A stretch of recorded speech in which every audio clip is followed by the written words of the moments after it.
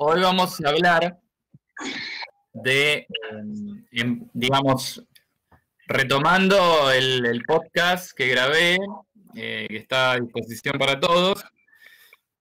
Mi idea fue pensar un poco, la propuesta era pensar, digamos, el problema de la muerte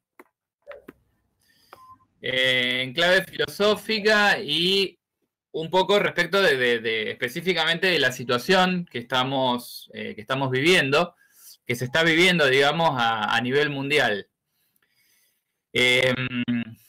Por eso me pareció interesante volver a plantear un poco el tema, que ya algunas veces lo hemos tocado de manera indirecta,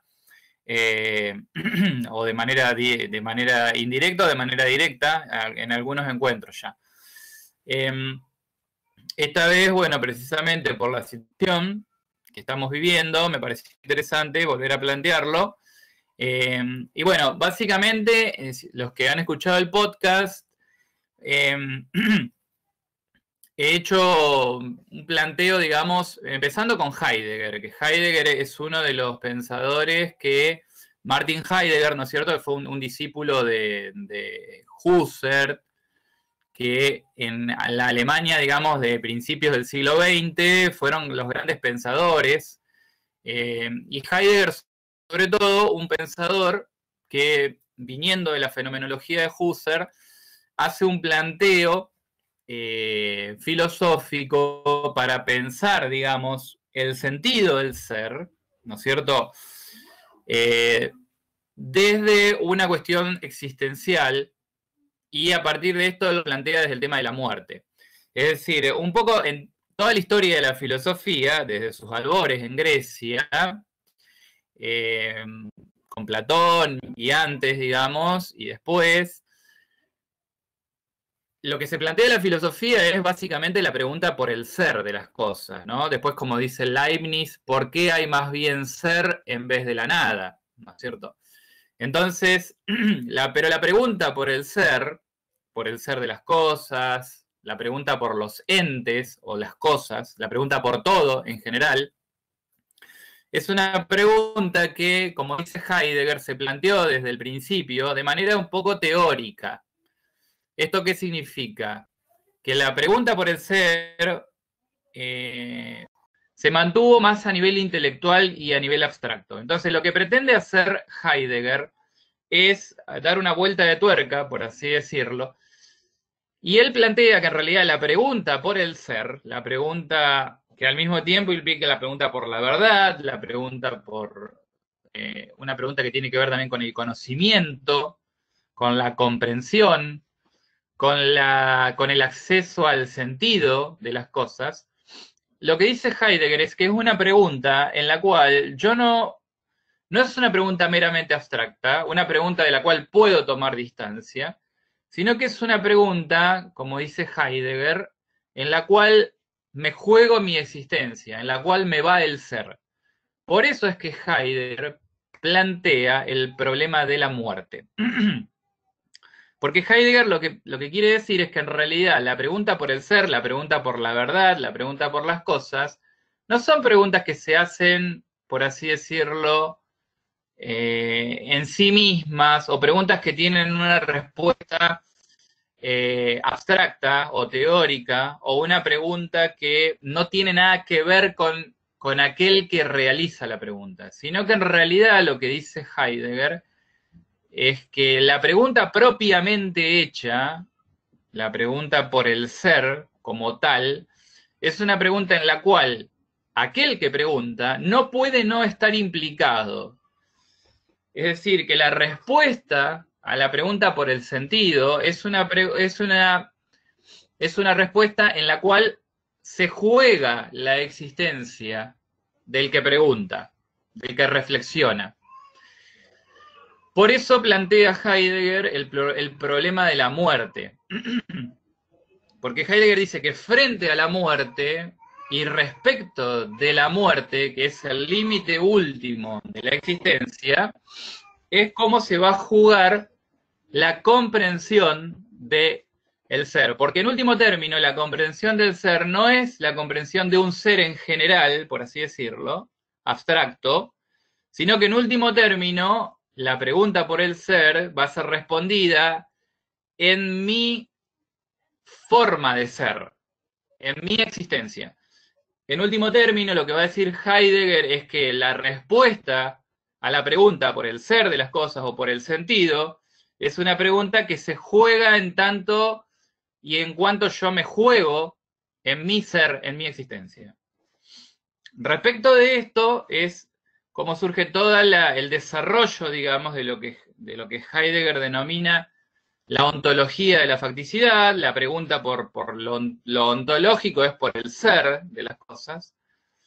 Y entonces aquí hay toda una reflexión sobre precisamente el que plantea la pregunta, el existente, como dice Heidegger, el existente que está siempre amenazado por la muerte. Lo que a mí me interesa subrayar, y como lo subrayo en el podcast, es que este planteo de Heidegger es un planteo que tiene que ver sobre todo por el sí mismo, digamos, la existencia, digamos, la pregunta por el ser y el jugarse en la existencia, frente a la muerte que amenaza, es en todo caso una reflexión individual y que refiere al ser humano demasiado a sí mismo, o al existente, o al Dasein, por así decirlo. Lo refiere a sí mismo.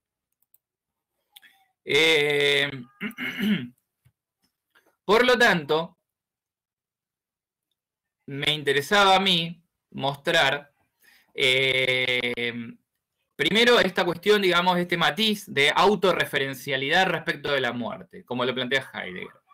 Porque al mismo tiempo, en Heidegger está planteado también el tema de la muerte precisamente respecto de las posibilidades de la existencia. Esto es lo que plantea Heidegger también. Es decir, la muerte para Heidegger tiene que ver precisamente con el límite último a las posibilidades de proyección que se dan en la existencia.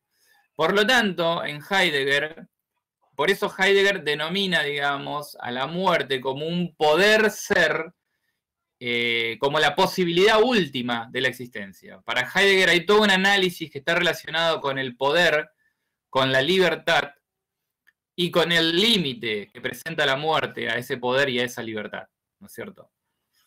Digamos que junto al tema de la muerte, a mí lo que me interesa plantear hoy es el problema de la libertad y del poder como potencia, digamos, de ser y de existir. Que esto es precisamente lo que está puesto en jaque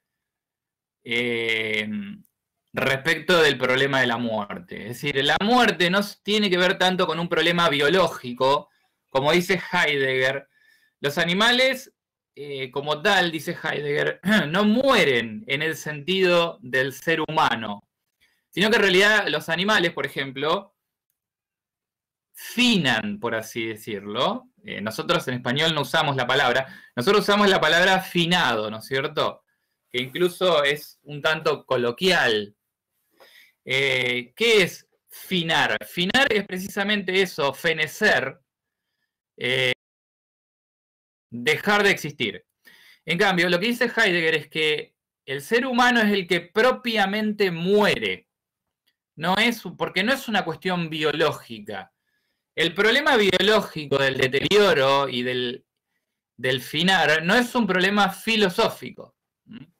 Respecto de esa cuestión fáctica, no hay nada que discutir filosóficamente, según Heidegger, ¿no es cierto? En un sentido anónimo, es decir, fenecen, finan. En cambio, el ser humano es mucho más que un finar, mucho más que un finado al final, sino que en el ser humano se da la posibilidad de una muerte con sentido, en tanto y en cuanto el ser humano se juegue en una existencia con sentido. Si la existencia no tiene sentido la muerte. Y si no tiene sentido la muerte, se vive una vida que no es humana. Una vida más bien animal, reducida a lo biológico, donde lo biológico concluye, termina, fenece. En cambio, el verdadero sentido de la existencia se juega en una existencia auténtica frente a aquello que ineluctablemente va a ocurrir, que es la muerte. Pero a mí me interesa mostrar esta cuestión desde el punto de vista de las posibilidades de libertad y reflexionar a partir de esto. En cuanto la muerte presenta un desafío a la libertad, a los poderes, la muerte es lo que realmente, digamos, si hay algo que simplemente puede poner en jaque a la libertad, es la muerte. Yo diría prácticamente es lo único que puede poner en jaque a la libertad y al poder. Al poder en todo sentido, incluso en sentido político, en sentido... Lo único que puede poner en jaque es la muerte. Puede haber revoluciones que no... puede haber, digamos, tiranos que resistan todo tipo de revoluciones, que resistan desde el poder, que resistan ataques, difamaciones, etcétera, y se puedan mantener en el poder. Pero si hay algo contra lo cual ningún tirano, ninguno de aquellos que ejerce el poder, si hay algo contra lo cual no se puede poder, es contra la muerte. Esta es la última batalla que se libre, contra la cual no se puede nada. No hay nada que hacer contra la muerte, ¿no es cierto? Y esto también entonces era uno de los planteos respecto de cómo la muerte pone en cuestión, digamos, el ejercicio de la libertad y el ejercicio, digamos, de la propia expansión de nuestro ser. Nuestro ser tiende a expandirse, digamos, al infinito. Todos queremos ser cada vez más. Esto ya lo decía el filósofo Spinoza, ¿no? Hablaba de una fuerza de ser, un conatus, decía Spinoza, un conatus essendi, un conatus de ser. Todo ser tiende a ponerse en el ser y a ser cada vez más.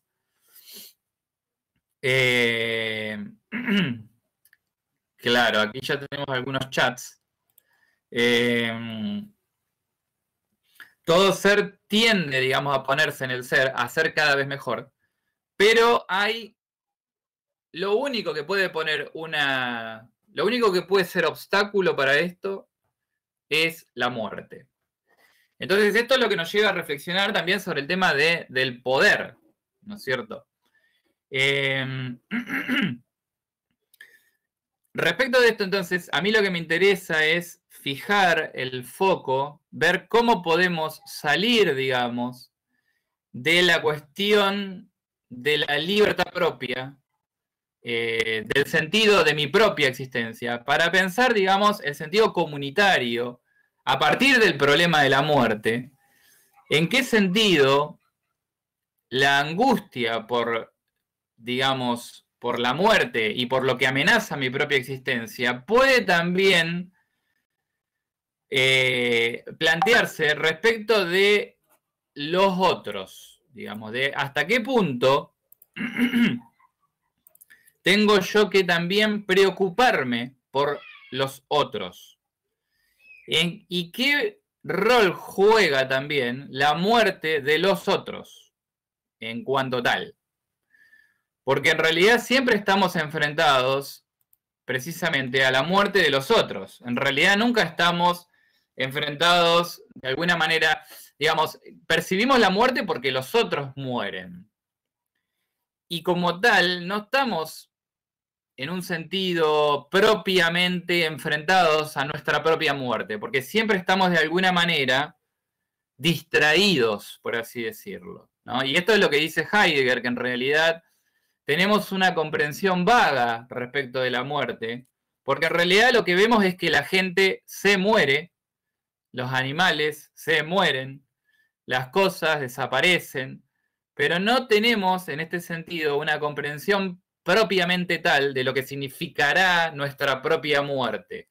El día que tengamos esa comprensión va a ser el día en que no estemos más, el día que realmente muramos, si esa es la conjugación verbal del verbo morir. El día recién el día que nos morimos es el día que comprendemos el sentido de la muerte en cuanto tal, pero ese día ya dejamos de existir.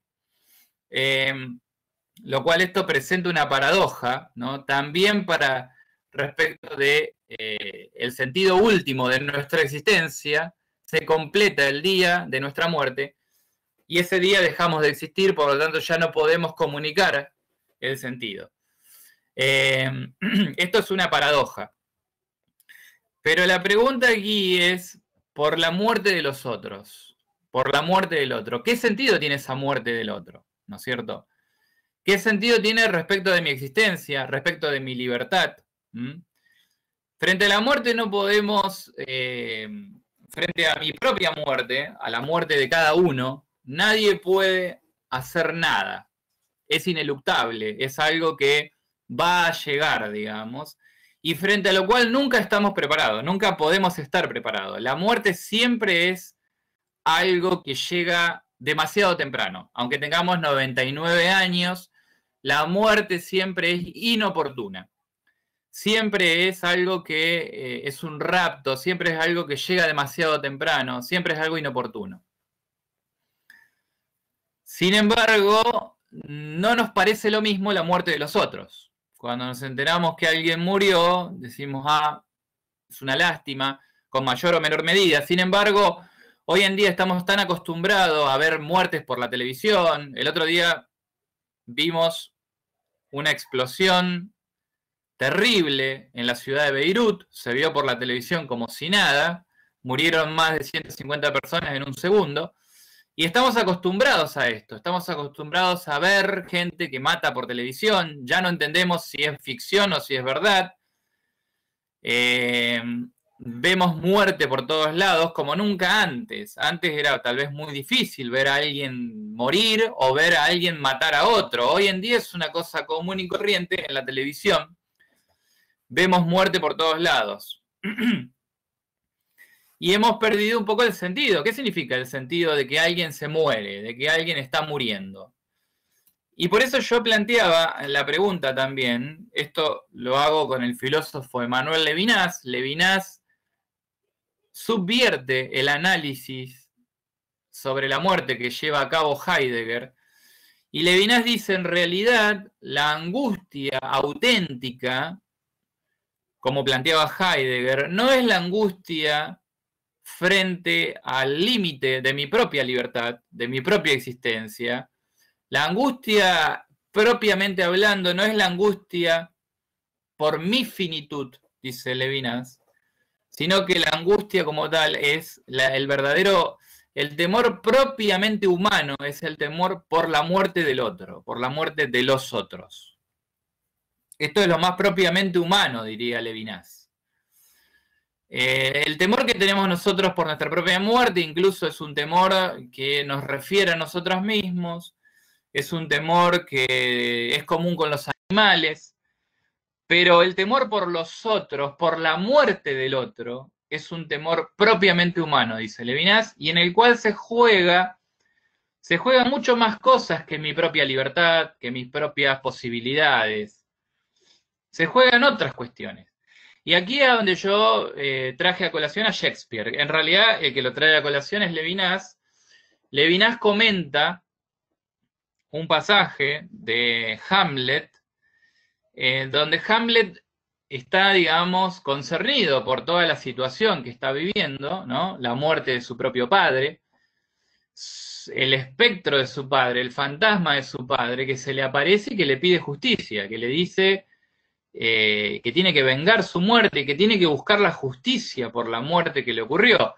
En ese momento es cuando Hamlet se da cuenta que su padre había sido asesinado, ¿no es cierto?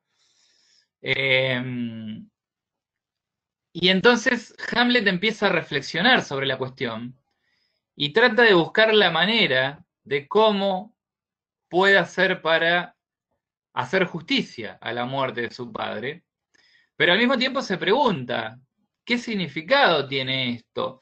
Es decir, las posibilidades que él tenga de hacer justicia tienen que ver con cuánto él se involucra o cuánto él es afectado y concernido por la muerte de su padre. Cuando uno no es concernido por la muerte, como cuando ve por televisión a alguien que murió, nosotros no estamos siendo concernidos todo el tiempo.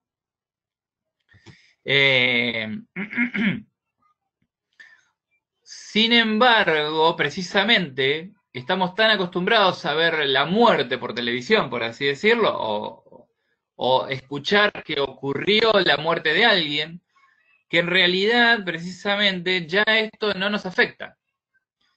Y lo mismo le pasaba a Hamlet. Él, en un primer momento, la muerte de su padre no le afecta, por lo menos hasta el punto de buscar justicia por esto.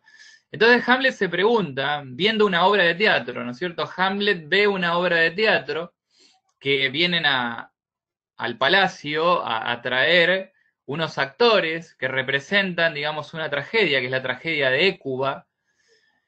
Y entonces Hamlet queda sorprendido, se conmociona al ver a un actor que tiene que interpretar, digamos, a Hécuba, digamos, tiene que interpretar a uno de los que lloran por Hécuba. Hécuba le matan a su familia y ella tiene que, ella está, digamos, consternada por la muerte de sus familiares. Y lo que le sorprende a Hamlet es cómo el actor llora, conmovido, frente a la tragedia que está precisamente narrando él, que es la tragedia de Hécuba. Entonces, Hamlet se pregunta allí, ¿qué es Hécuba? ¿Quién es Hécuba para este actor?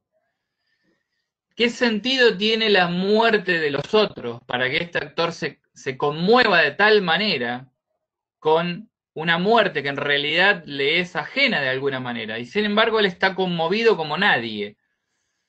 ¿Quién es Hécuba? ¿Por qué tanto llanto, podría decir? ¿Por qué tanta conmoción por otro? ¿No es cierto?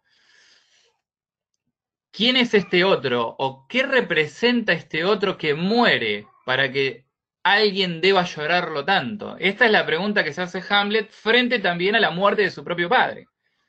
Entonces Hamlet ahí compara y dice, ¿cuánto más tendría que llorar yo la muerte de mi padre? Y sin embargo yo soy duro en mi corazón, dice. Aquí van surgiendo preguntas. Hay una pregunta acá de Miguel, el doctor Nicastro, dice, ¿hay una diferencia frente a la muerte del otro y en la venganza, en la guerra? Claro, la pregunta es atinente, es decir, ¿en qué sentido? Está muy bien la pregunta, porque yo me preocupo por la muerte de otro, pero hay muchos otros, y no todas las muertes tienen el mismo valor. O podríamos decir, no todas las muertes me conciernen de la misma manera. No es lo mismo si se muere mi vecino que si precisamente se muere alguien en Beirut, digamos, ¿no es cierto? Esto implica determinados grados de responsabilidad. No es la misma, hay una diferencia en la muerte. Esta diferencia, sin embargo, es difícil de establecer, digamos. Tampoco es lo mismo la muerte de un familiar, la muerte de un hijo, que la muerte de un vecino. Hay diferentes grados de concernimiento, diferentes grados de responsabilidad, pero siempre hay un requerimiento en la muerte de otro, a la cual nosotros asistimos. Siempre hay un requerimiento de nuestra responsabilidad y, como en el caso de Hamlet, un requerimiento de justicia. Toda muerte es injusta. La muerte es injusta. Yo a veces veo algunas noticias en los diarios donde se narra la muerte, una muerte por un accidente, o una muerte, pensemos en lo que sucedió en Beirut, perdón que por ahí insista en esto, pero bueno, ya que estamos, son temas actuales. Pensemos en la injusticia, por ejemplo, de ir caminando por la calle y que de repente me destruya por una explosión que no tiene ningún sentido. Esto es totalmente injusto desde muchísimos puntos de vista. Y ahí entonces surge el tema de la responsabilidad, ¿no es cierto? Es decir, toda muerte en cuanto tal de otro es una muerte injusta. Esto es lo que plantea Levinas. No importa, aunque sea una muerte por vejez, es injusto. Y ante esta injusticia, el sobreviviente siempre está en mejor posición y el sobreviviente, es decir, en este caso nosotros sobrevivimos, por ejemplo, a lo que ocurrió en Beirut, tenemos una responsabilidad de justicia respecto de la muerte de los otros. Esta responsabilidad de justicia no es una responsabilidad, por ejemplo, como la responsabilidad del gobernante.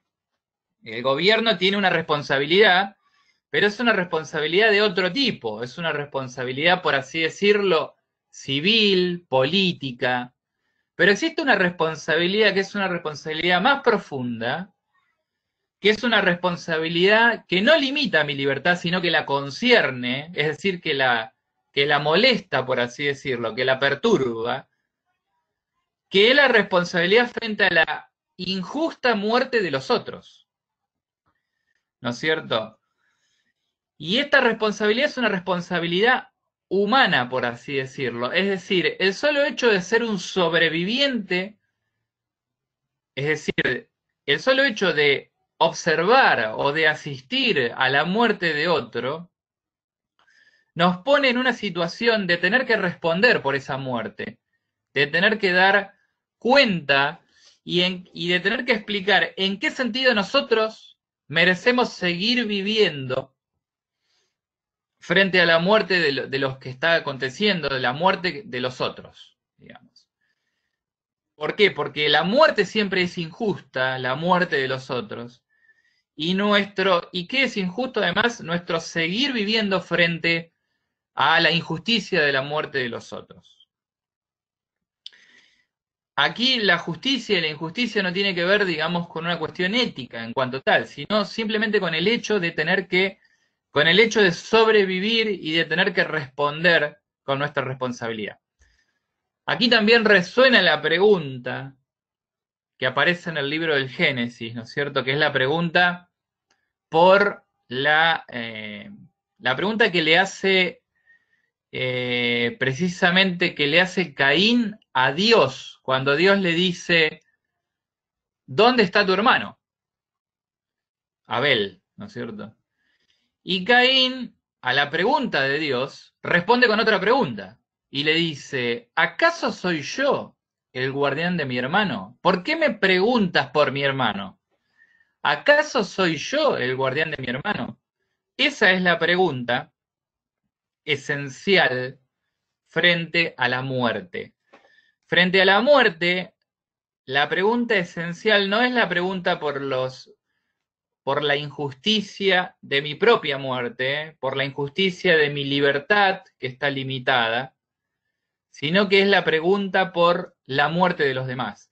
Y esto es interesante para pensarlo hoy en día. Por ejemplo, hoy en día las libertades son las más afectadas, digamos. Por ejemplo, en el caso de esta pandemia injusta que estamos viviendo, que la humanidad, que afecta a toda la humanidad, una de las cosas a las que nuestras sociedades, sobre todo occidentales, son más sensibles es a los límites de la libertad que pone la pandemia. Claro, obviamente que esto es una cuestión muy compleja porque los gobiernos, digamos, en nombre de la protección de los ciudadanos, tienen que ejercer una libertad que limita las libertades de los ciudadanos, ¿no es cierto? Y esto es a lo que somos más sensibles, es a nuestras libertades, nuestra libertad de comerciar, nuestra libertad de juntarnos con amigos, lo que más nos concierne en primer momento, podríamos decir, es nuestra propia libertad. Lo que más está atacado aquí, por así decirlo, lo que más está puesto en juego. No solo por los gobiernos que intentan protegernos, sino también por la pandemia, por el virus, por la propia, digamos, el virus nos retrae nuestra libertad porque ahí, si no, nos morimos. O podemos llegar a morirnos, eventualmente. Entonces, la libertad de tener hambre, dice aquí el doctor Nicastro. La pregunta es, por lo tanto, la pregunta también urgente es la pregunta por la muerte de los otros. ¿En qué sentido nos concierne la muerte de los otros? ¿Podemos seguir siendo indiferentes? ¿Podemos acaso ser indiferentes ante la muerte de los otros? Es decir, cuando uno mira la televisión, me enteré que murieron 100 allá, 100 en el otro lado, 200 acá, etcétera. Hoy escuchamos, digamos, los partes, miramos cada día, podemos mirar en el diario la cantidad de gente que ha muerto en el mundo, en nuestra provincia, en nuestro país, que murieron en Perú, que murieron en Brasil, en Estados Unidos. En Estados Unidos hay más de 5 millones de personas infectadas con el virus, ya fueron más de 5 millones infectadas, murieron más de 200.000 personas. ¿Podemos ser indiferentes? ¿Podemos seguir siendo indiferentes ante esto? ¿Qué significan estas muertes? ¿Qué significa que la gente muere a nuestro alrededor? ¿Somos acaso nosotros responsables por estas muertes? No en el sentido político, repito, en el sentido de las autoridades civiles, pero sino en el sentido, digamos, del hecho de ser vecinos de los otros. ¿Qué responsabilidad nos cabe respecto de estas muertes? Bueno, yo planteo un poco estas preguntas y abro ahora la posibilidad para el diálogo. Me gustaría que escucharlos también a ustedes o los que quieran hacer preguntas también por el chat, también lo pueden hacer de manera escrita, yo las voy leyendo. Aquí ya tengo una pregunta, Arturo Serrano. Dice, en nuestra profesión de médicos convivimos y naturalizamos la muerte. Y es mejor que así sea porque si no nos paraliza y no podríamos seguir asistiendo a otros pacientes. Exacto, exacto. Esto es, digamos, es lo mismo que el funebrero, ¿no? Ahí está el famoso dicho, falso como pésame de funebrero, dicen, ¿no? Evidentemente el funebrero, el verdugo, el médico también, obviamente, que enfrenta la muerte, tiene que de alguna manera, obviamente, de alguna manera neutralizar, por así decirlo, el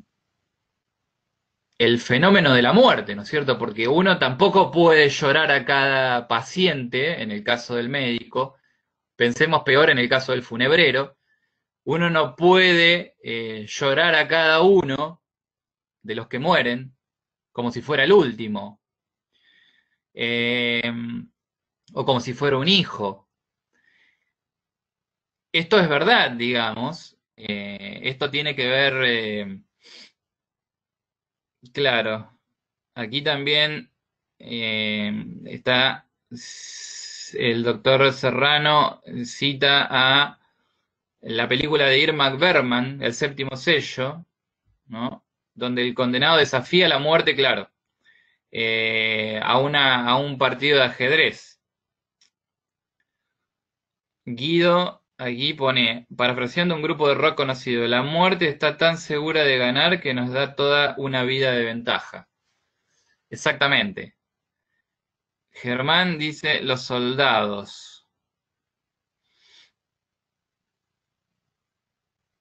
La culpa siempre está entre los médicos, claro. La culpa acecha a los médicos, supongo que quiere decir el doctor Nicastro. Claro, los soldados en una guerra también están, de alguna manera neutralizan, digamos, la muerte de los otros. ¿Por qué? Porque el soldado tiene que seguir peleando. Sin embargo, pensemos a lo que le pasa a los soldados cuando vuelven después a sus casas, a sus ciudades, ¿no es cierto? El famoso problema del estrés postraumático, digamos, cuando en realidad todas esas muertes que han vivido, luego a veces terminan quebrando, digamos, la psiquis de un soldado, ¿no es cierto? De un soldado que ya batalló, ¿no? Ahora hace poco estaba viendo la película El francotirador, creo que se llama Francotirador Americano, creo que se llama así, una película de Clint Eastwood, ¿no? Que está en Netflix, y donde se ve un poco este tema, ¿no? Eh, claro, la pregunta acá de Maxi es si la neutralización no es una deshumanización. Sí y no, digamos, porque, a ver, así como el soldado, el funebrero o el médico, no pueden caer, digamos, en el burnout, ¿no? Está esta famosa enfermedad que se llama, más que una enfermedad, es un síndrome, el síndrome del burnout. Ocurre mucho en los enfermeros, ¿no? El síndrome del quemado, en los enfermeros, etcétera.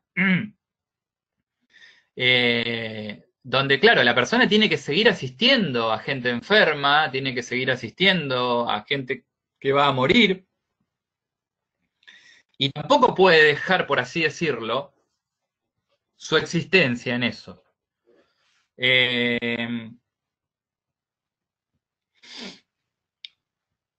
Pero sin embargo, también, digamos, si bien es necesaria una cierta neutralización o naturalización, ¿no? Naturalización cuando decimos, bueno, la gente se muere, dice uno, ¿no?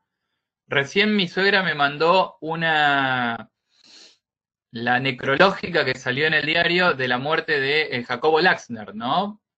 Y bueno, uno dice, bueno, la gente se muere. Laxner fue uno de los grandes escritores argentinos, en realidad era rumano, pero actuó mucho aquí en Argentina y en Uruguay, y es uno de los guionistas de la película Esperando la carroza, ¿no? Una película que a mí me gustó mucho siempre. Y bueno, hoy murió. La gente se muere. Uno dice, bueno, uno escucha así de gente, de finados, gente que va muriendo, y uno, de alguna manera, obviamente, neutraliza o naturaliza las cosas. La gente se muere, no somos nada, etcétera. Son formas de naturalización, formas de ocultamiento, formas que precisamente además nos distraen o nos ocultan nuestra propia finitud y nuestra propia muerte, pero también que de alguna manera nos hacen indiferentes, ¿eh? A esas situaciones existenciales, a ese morir, digamos, de los otros. Entonces, en esto obviamente que hay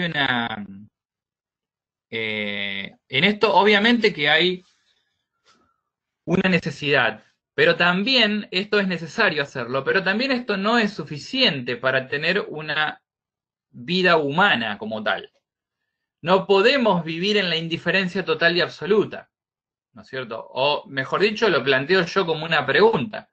¿Podemos vivir en la indiferencia absoluta? ¿No? Aquí Victorio quiere hacer una intervención. Tendría que habilitar el micrófono. Yo creo que no lo puedo habilitar. Él tendría que habilitarlo. Abajo se Sí, puede sí, habilitar, abajo a la izquierda. sí, Ahí yo he está. Sí, podido, Victorio, yo he dale. podido. ¿Me escuchás bien ahí? Sí, te escucho. Se escucha Ah, perfecto. bueno, sí, sí, disculpa, yo pedí hablar por el micrófono porque iba a ser muy largo para escribir, digamos. No quiero Es abusar mejor. ni tomar tiempo, pero simplemente era hacer un pequeño comentario. Yo, bueno, tengo una postura muy particular frente a la muerte mía y la muerte de los demás.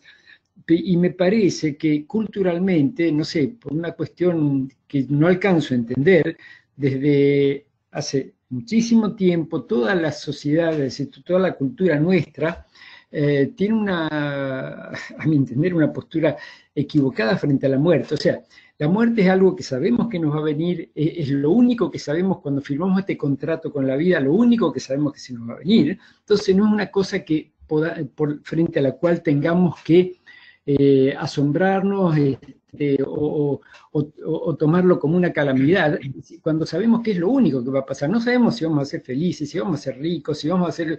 Lo único que sabemos es que vamos a morir. Entonces, bueno, si ya estaba escrito, tenemos que aceptarlo así. Me parece que sería bueno desdramatizar la muerte y empezar a los chicos a tratar de, porque la palabra muerte es un tema tabú, digamos, ya con los chicos, con los grandes, con todos, si no se puede hablar de la muerte, y me parece que tendríamos que hacer que los chicos lo vayan tomando con más naturalidad la muerte y nosotros mismos también. Yo sé que me voy a morir, vos te vas a morir, que si la gente que quiero se va a morir. Bueno, tratemos de vivir el hoy contentos y bueno, el día que nos muramos o que se muera la gente que está al lado mío va a ser lamentable, pero no podemos vivir toda la vida con miedo a la muerte. Eso es un poquito lo que...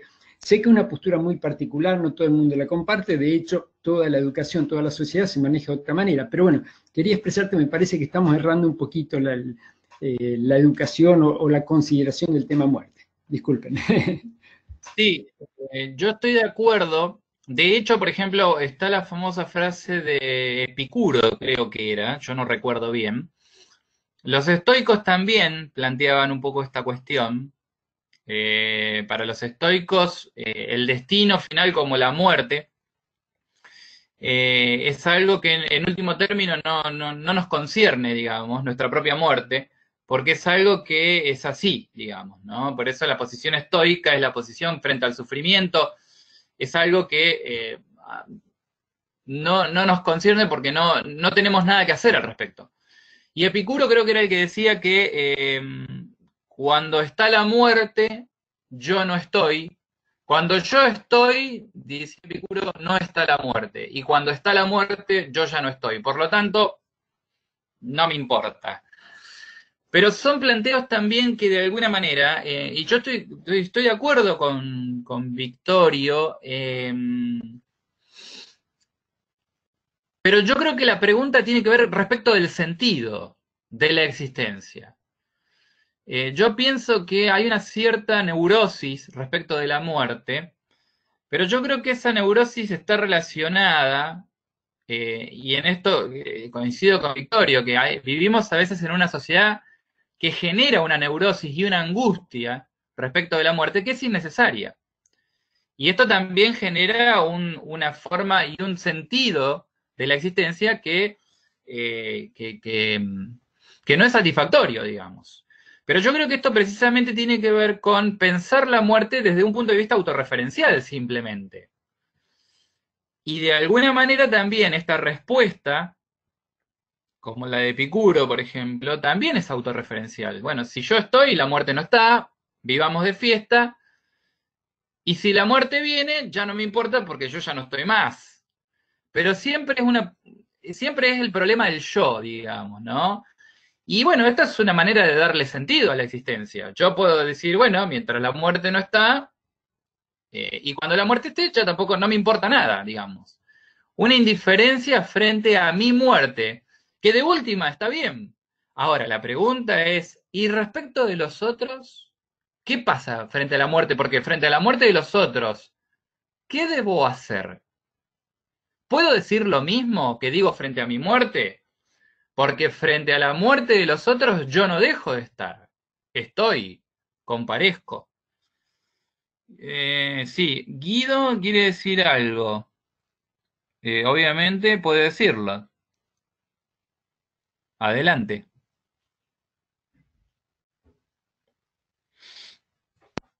No, lo que pensaba mientras comentabas, que en realidad es como que está mal visto la muerte, siendo que en realidad debería ser al revés. La muerte debería ser valorada en el sentido de que produce que un bien como la vida sea escaso, por lo tanto valioso. Porque veo como todo lo que es escaso es lo que tiene valor generalmente. En este caso, la vida es Claro, escasa frente a la presencia de la muerte. Entonces, por eso la muerte tiene ese valor, que le da valor a la vida. claro, pero estoy de acuerdo hasta cierto punto. Yo me pregunto si en realidad, porque es un planteo de cálculo, digamos, ¿no es cierto? Y de cálculo de valor. Ahora, la vida, no solo mi vida, sino la vida del otro, la vida de los otros, ¿cómo puedo calcular ese valor? Voy a calcular ese valor simplemente frente a la escasitud del recurso biológico.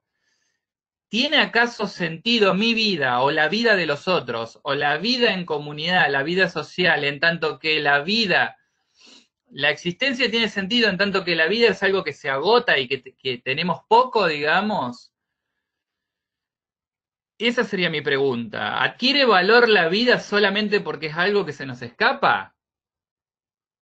La vida de los otros, ¿qué sentido tiene? ¿Solamente respecto de la escasitud? ¿Respecto de la finitud? ¿Respecto de lo efímero? ¿La vida tiene valor solamente respecto de lo efímero? ¿O no hay un valor que es un valor, digamos, respecto de la justicia, por ejemplo? Lo que es otra forma del valor. Porque yo podría pensar, bueno, la muerte es injusta, siempre lo es inoportuna. Respecto de esto es la responsabilidad, tal vez, ¿no? También la La concepción del incertidumbre, sí. mundo. También la concepción Ajá. del mundo hace modificar la percepción de la muerte. No sé si me explico. Si uno cree que sinceramente que puede el ser humano mejorar y la vida general mejorar, hace que la muerte no sea primordial en nuestro pensamiento, en nuestra vida diaria, diríamos, ¿no? Es muy distinto. Claro. Por eso yo antes había hecho otra pregunta que estaba escrita por aquello de cuerpo y alma, pero ya ahora no pega, ¿no? Pero era porque esa relación tan cara para lo espiritual y todo eso, ¿qué pasa en estos tiempos, no? Porque Claro. quienes se tranquilizaban, me parece, con la muerte eran aquellos que estaban perfectamente seguros que la muerte era la separación del cuerpo y del alma, y se iba el alma a donde tenía que ir, y el cuerpo y la parte, diríamos, física quedaba ahí para los bichos, ¿no? Claro. Claro, ahí está el peligro, digamos, de solucionar el problema de la muerte con una trasvida, y eso Claro. también le quita valor a esta vida, ¿no es cierto? A la vida en cuanto tal. ¿Por qué? Porque la muerte sería solamente la puerta, digamos, precisamente a un alma que nunca muere. Eso también Sí. es un peligro, digamos, porque es un peligro para el sentido de la hora y del presente y de la separación cuerpo y alma precisamente marca ese peligro de también de cancelar y naturalizar. Bueno, la gente se muere, ahora estará en un lugar mejor, se dice, ¿no? O el cielo tiene otro angelito, etcétera. Ese tipo de frases que son pavorosas, y que de alguna manera, digamos, cancelan la búsqueda del sentido, cancelan la responsabilidad, porque bueno, si yo digo ya está en un lugar mejor, y guarda con eso, ¿no? Porque ese es el problema también, digamos, de lo que se llama, esto es lo que se llama la teodicea racional, ¿no? La teodicea es lo que soluciona el mal presente en aras de un razonable bien futuro, digamos, ¿no? Y esto es peligroso porque perdemos el sentido de la existencia en cuanto tal. Lo que es peligroso siempre es la indiferencia y la falta de responsabilidad, porque entonces yo puedo decir, bueno, si total un tipo se va a morir, va a estar mejor después. Esto me hace indiferente. Ahora, si esto no es necesariamente verdad, entonces se hace urgente mi responsabilidad por la muerte de los otros. Yo no puedo quedar indiferente porque digo el tipo va a estar mejor después. ¿No es cierto? Esto es una locura. Y me viene de nuevo respecto de lo que decía Guido, precisamente hoy en día la ciencia se está desvelando por precisamente hacer de la vida algo que no sea escaso. Es decir, esto yo también lo decía en el podcast, la muerte debería ser opcional. La ciencia lo que pretende hoy en día es que podamos combatir la muerte, ¿no es cierto? Con el transhumanismo, el poshumanismo, hay todo un desarrollo científico que se llama enhancement, que significa mejoramiento de la especie humana. Hay un par de películas que se pueden ver respecto a este tema. Por ejemplo, hay una que se llama Transcendence, que está en Netflix, o estaba en Netflix. Hay otra que se llama, no me acuerdo, que hicieron una serie, creo que después, de un tipo que se toma una pastillita y es cada vez mejor. Lo que se tiende hoy es a mejorar la especie. Esto, en Estados Unidos hay una serie hay todo, digamos, unas investigaciones científicas muy fuertes en las neurociencias que buscan suprimir la muerte. Que buscan directamente convertir al ser humano en alguien inmortal, ¿no es cierto? Entonces, en este sentido, se busca vencer esta posibilidad, digamos, de morir y convertir, digamos, a la existencia en algo superabundante, a la vida en algo superabundante, en algo que no pueda ser vencido por nada. ¿Por qué? Precisamente porque el planteo es de que la muerte siempre precisamente es injusta. Tendríamos que poder no morir, es el planteo de la ciencia, de las neurociencias, el movimiento transhumanista y poshumanista, que pretende que lo humano es demasiado débil, demasiado enclenque, y que pretende precisamente ir más allá de lo humano. Por eso el transhumanismo es lo que va más allá, o el poshumanismo, lo que pretende es, digamos, un ser humano que pueda no morirse, ¿no? Acá hay otra pregunta de Maxi, que dice, el tema de la eutanasia es asumir lo propio, mi finitud. Exacto, el tema es el otro. Claro. El tema de la eutanasia implica asumir la muerte, digamos, pero esto no es un problema en cuanto tal. Bueno, no me quiero meter ahí en demasiados intríngulis éticos, porque no ese es el problema, no ese es el planteo de hoy. Pero la pregunta más importante es la responsabilidad frente a la muerte de los otros. El tema de mi muerte, yo puedo solucionarlo de muchas maneras. Una de las soluciones serían, por ejemplo, no digo que sea la solución, pero me refiero más allá de todo planteo moral o de toda cuestión, incluso está el tema del suicidio, digamos, ¿no? Ahora, el problema real, por así decirlo, es la muerte del otro. Frente a esto hay una responsabilidad que me compete, de la cual no puedo escapar y que no la puedo solucionar con nada. No la puedo solucionar con mi propia muerte, ¿no es cierto? Bien. No sé si hay alguna otra intervención, alguien que quiera comentar algo al micrófono, a ver si no me pasé alguna pregunta.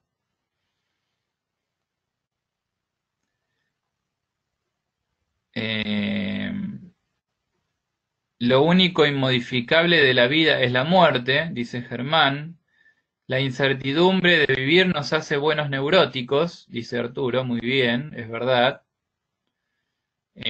Precisamente lo que queremos, lo que busca el ser humano en todo caso, en todo sentido, en todo momento, es aplacar, digamos, neutralizar la neurosis, aplacar la angustia frente a la propia muerte. Y esto lo podemos hacer de muchas maneras.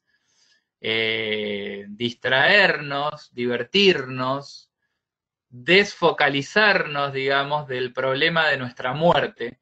Esto es muy sencillo.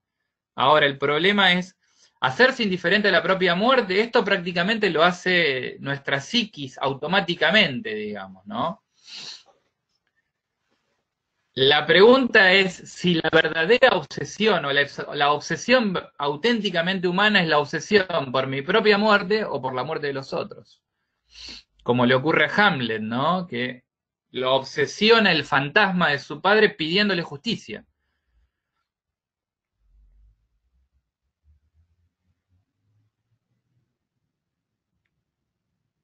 Claro, de Harari, ¿no? Aquí Victorio dice, Harari es este filósofo israelí que tiene el libro este Homo Deus. Sí, Harari plantea un poco lo que ocurre con las neurociencias. Harari es un historiador, sobre todo, pero ha entrado en reflexiones de tipo filosóficas. Es muy interesante los planteos que hace Harari. Yo de todas maneras no conozco mucho de él. Y sé que él hace toda una reflexión respecto de un poco de toda la historia de la humanidad, porque él es un historiador, y entonces hace algunas reflexiones al respecto, ¿no?